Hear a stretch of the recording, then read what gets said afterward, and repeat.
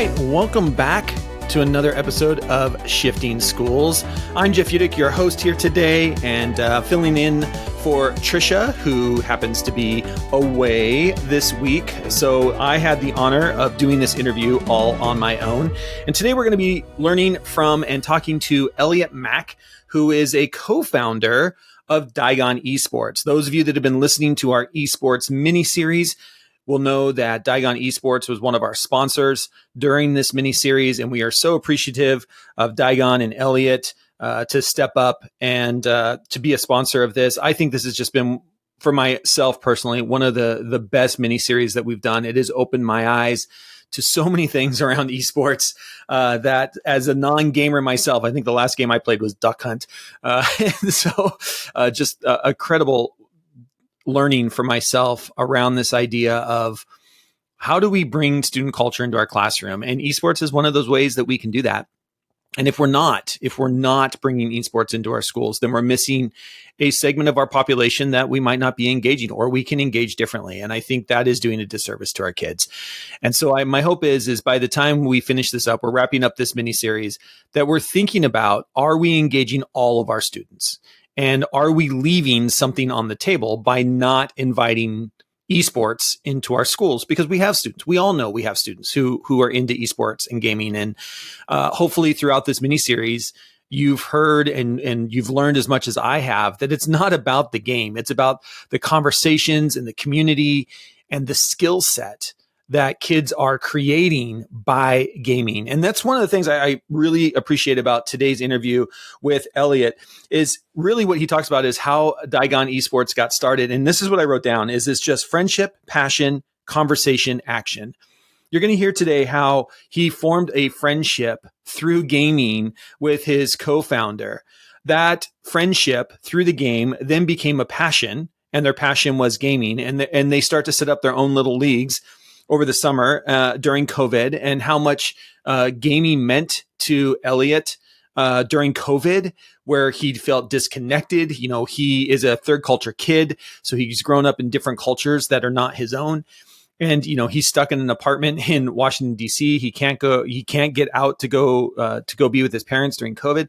And gaming was a way that he stayed connected with his friends. So it's this friendship through the passion of gaming that leads to conversations that starts Daigon Esports. And I think that, to me, is just incredible. And, you know, and I'm going to call him a kid because he's a lot younger than me. You know, here's a kid who had a vision, went out and made it work. And if you haven't been over to the Daigon Esports website, I really encourage you to do that. DaigonEsports.com. You can go over there. Again, Elliot, you're going to hear in today's interview, is just so willing to help and support. And if you don't know what your next step is, reach out. It's free to book a call with Elliot and his team, and you could be free to say, I'm a 7th grade ELA teacher. I want to know what my next step is. Can you help me? And that's what they're here to do. And they're here to really just support kids. And that's what I love. That's what I like looking for in sponsors, as well as those that are here to support students. And that's really what this is about, is supporting all kids, regardless of where their passions lie. How do we get those kids engaged to build the skills that we know that they're going to need for the future? So I'm excited for you to hear this interview. I think it's great whenever we get to hear how these ideas come to be. You know, the last part of the words I wrote down was action. He went out, he found some partners, he figured out how to get this started. And him and Eunice end up co-founding this thing and are growing it. And I think it's so great. If you're an international school or international school teacher, please do go visit DaigonEsports.com and, do us a favor. If you do reach out to them, please let them know that you heard about it on the podcast. Say, hey, I was listening to Shifting Schools and, wanted to reach out, because that just helps them to know how their sponsorship is working as well. So a great interview I love interviewing young people who are doing amazing things. That's really what this comes down to. Young people doing amazing things.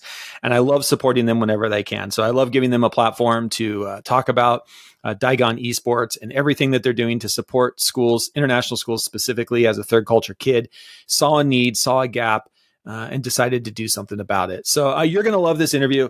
This is Elliot Mack from a co-founder of DaigonEsports.com. Again, thank you to Daigon Esports for being a sponsor of this entire Not So Many mini-series on esports. So enjoy this episode. And with that, on with the show.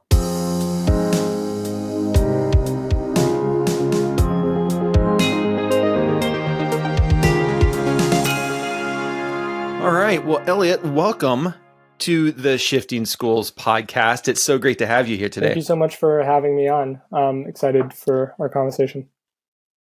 Thank you. And again, thank you so much to Daigon Esports for being a sponsor of this Not So Many mini-series. I will tell you, I had, when we started this mini-series, I had no idea, number one, how big the esports industry was. Number two, how passionate people are, specifically around esports in schools. And so our poor little mini series of 4 to 6 has turned into, I think we're at 11 episodes. But thank you so much for Daigon Esports for stepping up and being a sponsor of the podcast. Everyone who's been listening to this knows you've heard the sponsorships throughout. So we really appreciate that. We wanted to give an opportunity because when you and I met for the sponsorship, you have such a great story. And I wanted to make sure that educators got to hear your story of even how this company came to be. And a passion of yours was esports in school. So let's start with that. You're an international student who loves playing esports. Start from there. Yeah. So really this began, way back in, I guess, high school. So I'm, as you said, international school alumni. Grew up in Brussels and Istanbul. Very much a third culture kid. My dad's American, my mom's French. So very international background, as educators in international schools will be quite familiar with. And so when I was in Istanbul, so I arrived in Istanbul. My school was great, right on the Bosphorus, beautiful. I arrived in Istanbul, and I had this really good friend of mine named Valentine, who he was telling me always about one of his really good friends from his previous school, which was in Copenhagen. So he had come from Copenhagen to Istanbul. I'd come from Brussels to Istanbul. And he was telling me about all his different friends and whatever. And we ended up meeting them one summer, actually, when we ended up all together on vacation in Italy. I think it was kind of as a senior trip or something. And and so we're in Milan, and I meet Eunice, who at the time I had no idea where this was going, but we kind of just met briefly on that trip. I think it was 1 or 2 days. But then we actually connected, as a lot of kids do. We stayed in contact, and we started actually playing video games together. And so we were across. By then, we were kind of like in college, and across continents. I was in the U.S., he was in Europe, and we started gaming together, and that's really where kind of a friendship, our friendship really blossomed. And we shared a ton in common because we had lived both in a ton of places. He's Moroccan and Danish, had lived in Morocco, France, and Denmark, similar experiences, and we really connected, and very much so developed a friendship through gaming. And when you say developed a friendship through gaming, was that like your main form of communication with each other? Yeah. Like, did you text message and do all that? Or was it like, the text message was, let's hop in the game. And that's where the friendship formed through the game? I'd say, yeah. I mean, obviously we also texted, but I'd say that that's what's so beautiful about gaming is that it's, and you'll hear this again and again during this episode, but it's about the game, but it's about so much more than that, right? It's about everything else that happens around it, whether that's for kids and the skills they build, or whether that's for friendships. Like, the game is just a place where we can be and interact and have fun while we talk. And actually, those conversations while we were playing are what led me to be here today, right? Because, one of the big conversations we had, and this was during COVID, so this was like a bit later after we'd met, et cetera. He had actually just visited me in DC, and lockdown, I'm all alone, like in an apartment on campus, because I couldn't go home to where my parents lived, couldn't go home. Again, everyone is always like, oh, it's so great, you've moved around everywhere and whatnot. But I think during COVID, a lot of people realized, the limitations and some of the challenges that might come with Right. that. And so I'm alone in this apartment in DC. And, honestly, we were gaming like together every day. And I think it was like such an Yeah. important support for me to have. But it also meant that we were talking so much and exchanging so many ideas. And one of those conversations we had was, well, esports is massive. Like at the pro level, it's huge, right? Like we had Yeah. we had just read that like 2 years before that, the League of Legends like finals, which is one of the biggest games in esports, kind of like Dungeons and Dragons, 5-player Yeah. versus 5-player in a video game, had like surpassed the Super Bowl in terms of viewership, right? So Yeah. massive, Unbelievable, right? right? You have like $40 million prizes Yeah, for right. like some of the biggest esports tournaments, in like Dota 2, which is another kind of similar game. And so we're here and we're like, well, esports is so massive, especially during COVID. Everybody was starting to kind of like see that. And we're like, Mm. we love playing together. We were also playing with some other friends, and it was such a great way for us to connect and whatever. We were like, and we were part of the same network of schools growing up. And we're like, how fun would it have been if when we were in school, my group of friends, including Valentine, who had introduced us, was playing against their group of friends, the one that we had met in Italy, right, that summer. And we had actually played a football, like soccer game that summer.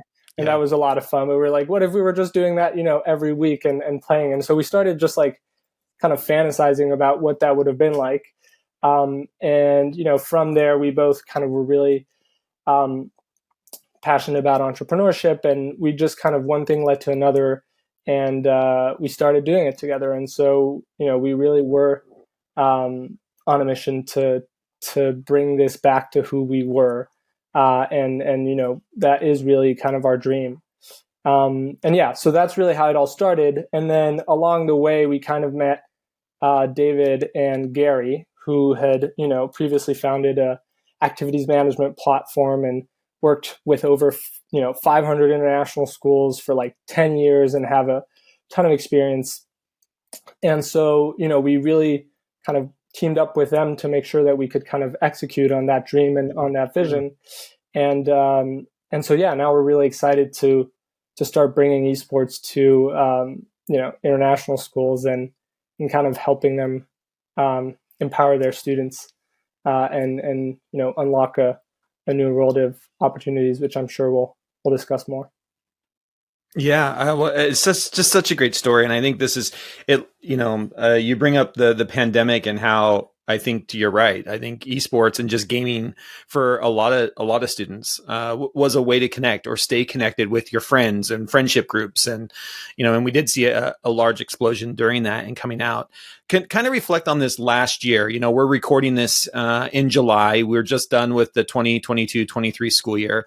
Talk a little bit about what this year was for Daigon Esports. What are some of the things that you saw growth in, and some of the things maybe around leagues that you were able to hold? What did this past year look like for you as a company? Yeah, so I think that this past year was really great because we talked to like a ton of schools, and I think that we had the opportunity to kind of like pilot out our leagues and our after school Mm-hmm. club, which I'm sure we'll talk more about. And at the same time as well, talk to a bunch of schools who were really, really excited about this. And I think that, it's really helped us kind of like put our purpose out there. And I feel like schools are now starting, we've started to hear from schools that have heard from other schools about, kind of what our mission and purpose is. And I think that, we've really managed to kind of express and have our mission come across of helping international schools make the most of their students' passion for video games. And so I think that, that has been kind of like, it's kind of like the ignition Sure. is there. And we've had some great stories from our pilot leagues and from our school visits that I'm sure I'll get to share. But yeah, I think that been the most exciting is schools understanding that there is a passion here from their students, right? Like this is about meeting students where they are. Like the reason I'm here is because not only because I play video games, it's because 90% of teens play video games, right? Yeah, right. And so yeah, I think that schools have really, we've been really, I think the highlight of this year is how, you know, school, especially school heads, have understood that this is really like just another hook, right? In the same way that arts Yeah, can be a hook, in the same way that sports can be a sure. hook, this is just another hook that they have so many students that are interested in, especially sometimes students that are harder to reach with these other more traditional hooks, and that this can be such a Right. great tool for kind of inclusion and for really just empowering their students through a passion of theirs. And I think that if I just said that, right, do you want to empower your students through one of their passions? Then, everybody would say Who's yes. going to say no? Exactly. Every educator says Yeah. yes. And I think that they've now started to realize, like, oh, yeah, there are so many benefits here. And yeah, so I'd say that's really been the highlight. Yeah. And I think I love that. And I think, one of the things we talk about a lot on the podcast is how do we invite student culture into our schools? And this is just one of those ways, right? For better or for worse. And you don't have to understand all the ins and outs of esports or the hot game of the moment, but you do have to understand that for a lot of not, for a lot of our students, esports gaming or computer gaming is something that they're into. And so how do we use it as a hook in our schools? And I think there's a really wide gap that I'm hoping that through this mini series, there's a really wide gap for me between the teacher who is saying, get off your computer, you're spending too much time gaming, and the opposite end of every kid's got to be a gamer, which I don't believe, right? But in between there is just this idea that if I'm a teacher and kids are in my classroom talking about gaming, then I'm not shutting down those conversations, right? I'm finding ways to appreciate all of the, for lack of a better word, soft skills that kids are creating, that I can appreciate that this is part of their culture. And it's in that middle ground of not saying every kid or every school has to have, a top elite esports league, but also making sure we're getting away from this idea of I want kids off computers. There's no good things that are going to happen through these games, the opposite end of that. And I think it's that middle ground that is where we as educators need to be when we're inviting student culture into our classroom. And one of the things I love that you are doing is you are creating all these different pathways for schools to get involved. You've mentioned it a couple times, and this is where I'd like to start with some of your products, is your after school club. The things that I've read about your after school esporting club is, to me, one of the great things that I think you could bring into a school pretty easily. Can you talk a little bit more about your after school club product? Yeah, definitely. Well, so, I think that the core of it is really to transform students from players into creators, right? So take those students that are really passionate about playing and allow them to develop kind of a wide variety of, key 21st century skills, whether that be coding, troubleshooting, creating, innovating, thinking critically, and do that all through their interest for video games, right? So use that as the hook, the pathway, but really kind of expand their worldview. And as you said, it's a really easy way to get started because we provide all the content. All the school needs to do is have a teacher there that can oversee and supervise the students. They get to get upskilled. You just need a computer lab, right? Is it usually a computer lab or? The teacher can get upskilled with the students and start realizing some of the potential of this and, why this might be so empowering. And and we really put the students on a pathway from, exploring video games, exploring the history of video games, starting to build kind of some mini games and some mini monuments and build challenges in Minecraft, exploring taking that further into how do you build a map in Minecraft? How do you add code to that map to make it interactive? For the middle school students, it's pretty quickly going into Roblox game design, right? So understanding how do you start designing games for other people to play. And I think that at the core of it lies also this feeling of empowerment that I think is so important, especially in the 21st century already, but especially with AI, it's becoming just more and more important of owning, being able to own and build something just really changes, I think, your worldview. Going from and whether you're a painter or an artist, whatever it might be, the ability to go from nothing and create something kind of out of thin air, right? That you built, that's yours, is such a great feeling and so important. And I think that, for kids passionate about video games, there's such a wide range of things that they could be doing, and learning all these skills to start building. So that's really the way we do it. I mean, as you said, it's really easy on schools' own schedules, weekly sessions. We provide kind of a closed, secure platform where the students just log in, go through the session every week. It's modular, 6 to 12 weeks, depending on school's needs. And yeah, I mean, the vision for there as well is to ideally, start connecting also the international school network, and kind of having a community of internationally minded, gamers and builders that, we could even have a repository of like published games by our students that other students can try out, et cetera, et cetera. Cool. So that's kind of where we're going with that as well. But I mean, yeah, it's really about giving an opportunity for the students to start building skills through their passion. What age is this curriculum for? Like, do you go all the way down to kindergarten, or is it like third grade up, or where? Yeah, so it's made. We have like an under 12 and kind of over 12. Okay. We have two kind of pathways, depending on how schools feel about their students, sure, their population. But we've had it with kind of kids in the last 2 years of elementary school, so like ages 9 to 11, basically, and then ages kind of 12 and up. But honestly, yeah, it could start as young as like 7 or 8, depending on school interest. Okay.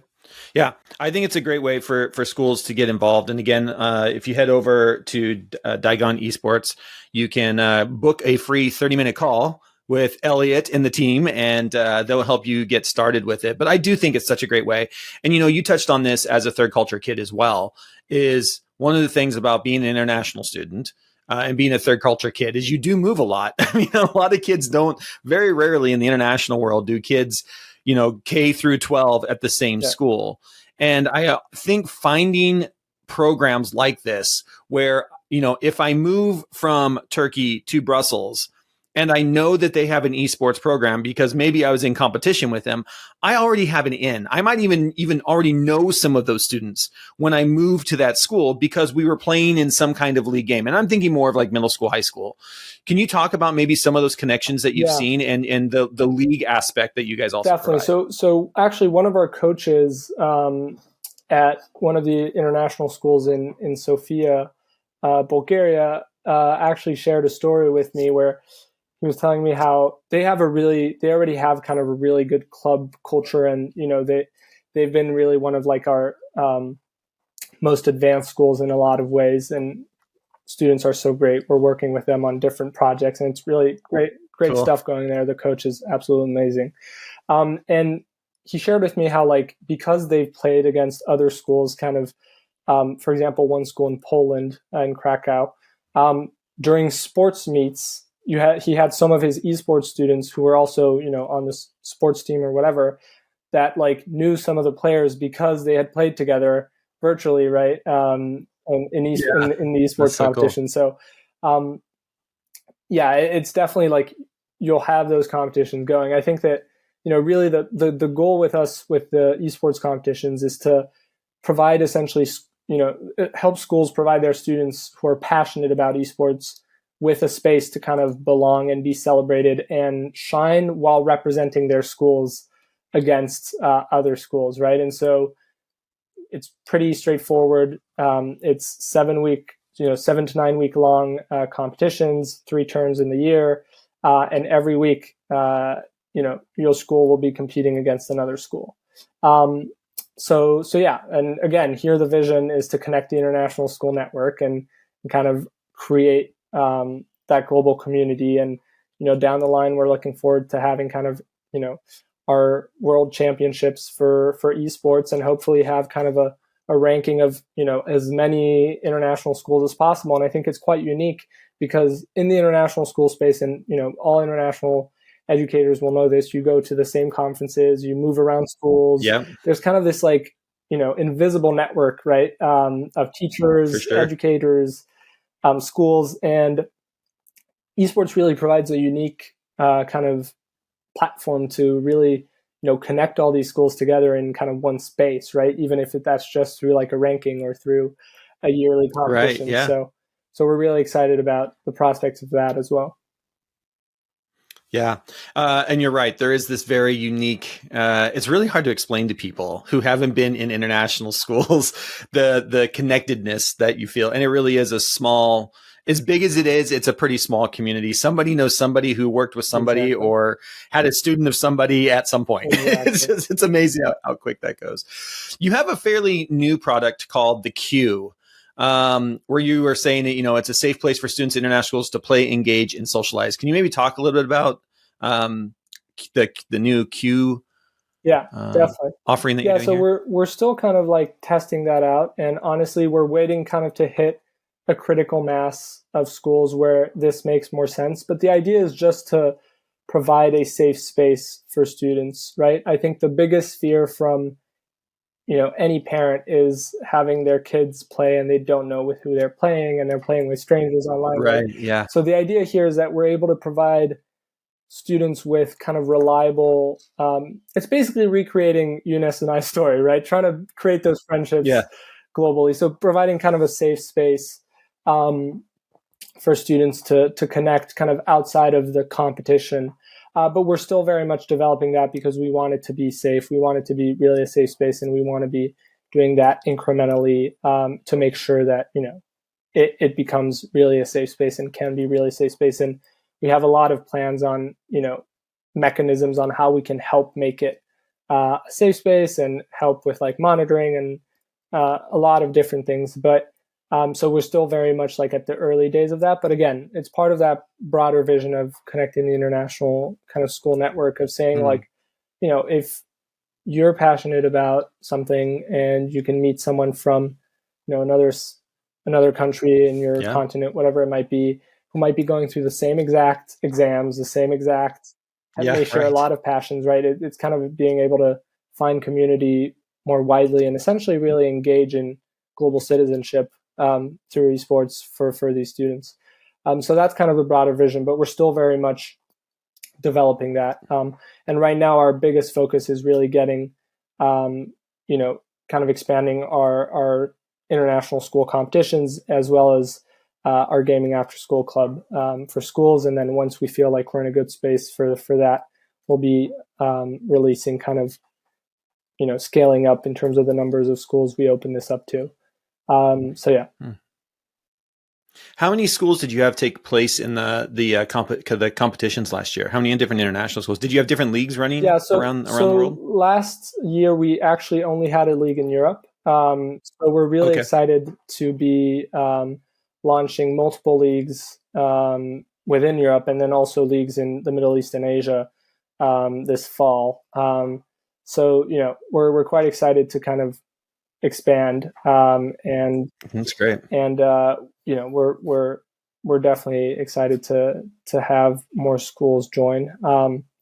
I think that again, as I said, the quicker and the closer we get to this goal of having this kind of like international school global ranking, the happier and closer to the and I can just see, you're going to have your regional tournaments, and then the winners of regional tournaments are going to go on to play other regions. I mean, this is a whole thing. I mean, that's how the international world works via regions anyway. So I think that's great. The last thing I want to talk about, and I think maybe it's the most important for teachers, is you also have a product called The Launch, where you really help educators and schools understand and support them in setting this up for their school. And I think, for anybody who's listening to this, if you've listened to all 11 episodes of this mini series and you're starting to say, okay, I see this, I want to bring this to my kids. How do I get support in setting this up? That's really what the Launch product is. Can you talk a little bit about how you support schools and even a coach or a teacher who's like, I want to do this for our kids? What do I do? Yeah, so I guess the Launch is really like kind of, there's multiple pieces to it. I think the first is, we love having conversations with schools and helping. And, that's what I spend all my days doing, is talking to educators about how they can get started. So the first is, really, like, I'd say if that's your position, reach out, send me an email, book a call, and we'll get you started. The launch really is just like kind of a repository of a lot of the kind of summarized articles that kind of summarize the literature around esports. So it's really to help you better understand what pro esports are, kind of what's happening in schools, what's the peer reviewed research behind this, right? Like and I know you've had a few researchers on the show. So like as part of the mini, exactly on the mini series. So what does the literature say, and just essentially exactly how to get started, what this can lead to, whether that's future careers, college scholarships, kind of what the landscape is, and to help teachers better grasp that. When and also kind of as a next step, as I said, so there's kind of like the call, there's this repository of articles, and then there's just kind of our documentation for getting started once you're kind of ready to go. And we have that all ready for schools in terms of like, okay, how do I evaluate my current hardware? What are my options in terms of like scaling up my hardware solutions or improving them? And based on where you are, there's very different solutions and challenges that may arise. So just like, how do I get from 0 to 1 in terms of setting this up? A call, access to kind of our database of resources, and then, once you're ready, kind of all the supporting literature you'll need to get started. But it's quite easy, honestly, for most schools with the current setup that they have. And we've purposefully picked, so we're running chess, Minecraft Capture the Flag, FIFA 23, and Rocket League. And we've purposely picked these games because some, like chess, require very, very, very little tech setup. Minecraft is similar. It's very light to run. And then obviously as you get into Rocket League and then FIFA, it's a bit has a bit heavier tech requirements, but we've done it purposefully so that any school can get involved. I love that because, to your point, a lot of schools now have gone one-to-one. And so every kid's got a laptop, and I can see schools saying, but we don't have the funds, or we just gave every kid a laptop. We're not going to go, build a gaming center with these high-end gaming devices, which is all you hear about. But you don't necessarily need that nowadays. I mean, a lot of these platforms have become so good at being able to really, take the tech requirement into consideration. I think Minecraft is a great example. I mean, it's all web-based now. You can, I think can you play it on a Chromebook? Yeah. I think you can play Minecraft on a Chromebook now. You can even play on an iPad. So I mean, that you can, so you've got some great ways to get kids into this. I love that Minecraft Capture the Flag. What a great introduction to esports and using a platform that everyone knows. But well, thank you so much for being here and talking about Daigon Esports. Again, if you are an international school listener and you're looking to, maybe bring this into your school, or you just want to have further conversations, or maybe you need to go grab your principal or your superintendent and say, we're going to book a call with Elliot so you can sit down and understand why we need this after school club, or understand where our kids are and how do we support some of our gamers that we might have in our school in creating these connections. And to your point, and I think hopefully people have heard throughout this mini series, all these other skills. When we talk about gaming, we're not actually, the game is just the platform. As you said it so well. It's just the platform to engage kids in other things, becoming creators, learning how to code. We have one of the people that came on, talked about all the other skills behind, being a live Twitch streamer and being able to do the audio behind the stream. Like there's all these other jobs that are more than just playing the game. And I think that is it, right? The game is the hook to everything else that we do. And we're always looking for ways to hook in students' passion into our school. So I really appreciate that. I appreciate everything that you're doing. Again, that's DaigonEsports.com. You can go over there and there's a little inquire now button at the top. You can book your 30-minute or email Elliot and the team. Again, small team of all internationally minded people. I love that these are international. You were an international student, and now you're back supporting the community that you went through in so many different ways. So, Elliot, thank you so much for being here. Thank you so much for being a sponsor of our mini series. I really appreciate it. Thank you so much for bringing attention to such a great opportunities for schools and frankly for empowering students. And again, I'm always happy for having, any conversation, even if it's just pure interest, even if you're not the decision maker, even if all of that, if just interested educators that want to chat, learn more, share ideas, anything. So don't hesitate and feel free to send me an email or book a time to chat. Awesome. Thank you, Elliot. Appreciate it. Take care.